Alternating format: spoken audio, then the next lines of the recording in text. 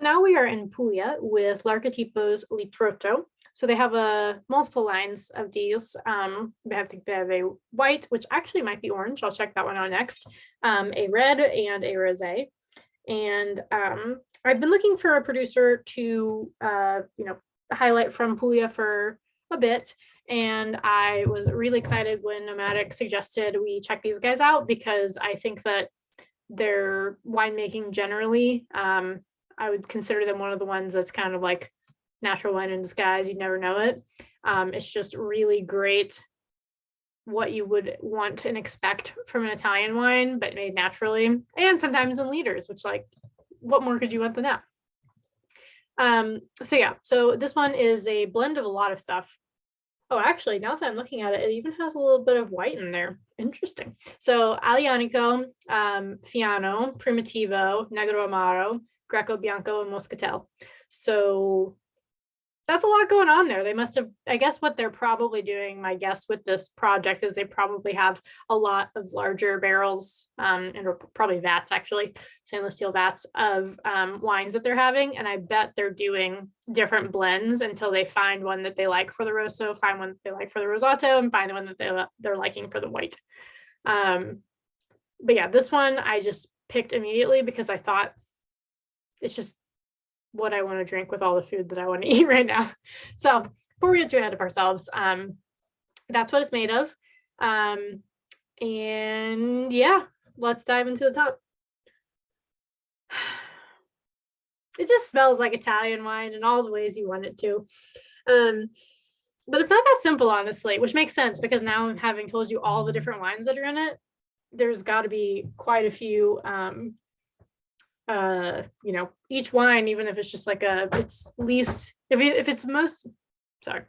each grape as its most simple version of itself is still going to have specific qualities that we're going to get when we put all of them together. So on the top, I don't know, honestly, it's a little fruit bomb. So I'm like, there's a bit of, okay, so there is like a bit of earthiness to it. I don't know if it's like forest floor. It's more forest flory or like dirty than it is like minerally or saline and stuff. And then on the bottom, it's just juicy fruit, man. It's like cranberries, blackberries, red cherries, definitely mainly red fruit.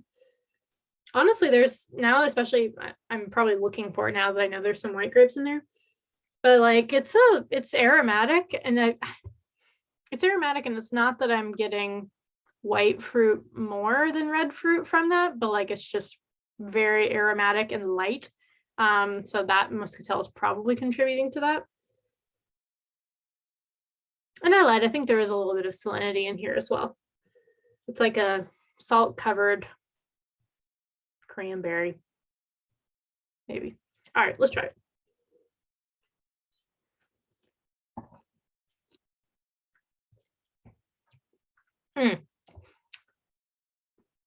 So good. I think honestly mine might be a little too cold. I have not put it in the fridge, and I would probably only recommend you put it in the fridge for like 10 minutes if you have it at regular room temperature, because you don't want it to be that cold.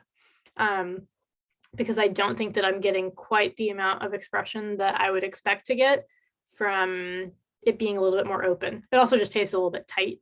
And people ask me what that means. So like when something tastes tight, it's like, so it's funny. It's like there's tight and there's tart. So tart is like where like, God, it's hard to describe. Okay, so tannin, backing up, tannin sucks the life out of your mouth.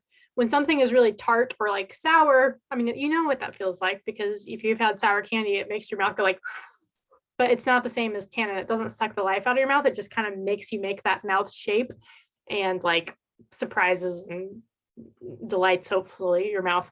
But when it's tight, it's kind of like it hasn't opened up yet, which is obvious, but it kind of gives you that like sour or that feeling of something being tart in your mouth, and it makes your mouth like not pucker, but like kind of come in a little bit.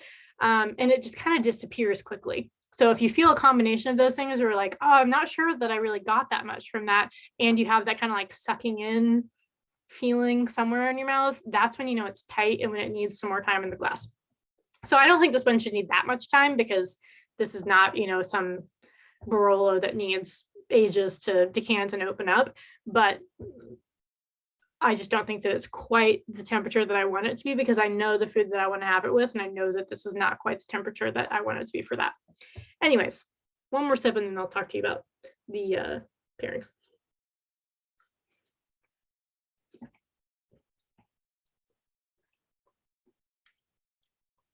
Even just between those two sips, like it's opened up just a teensy bit more. It needs more time, but all right. So the red fruit's definitely still there.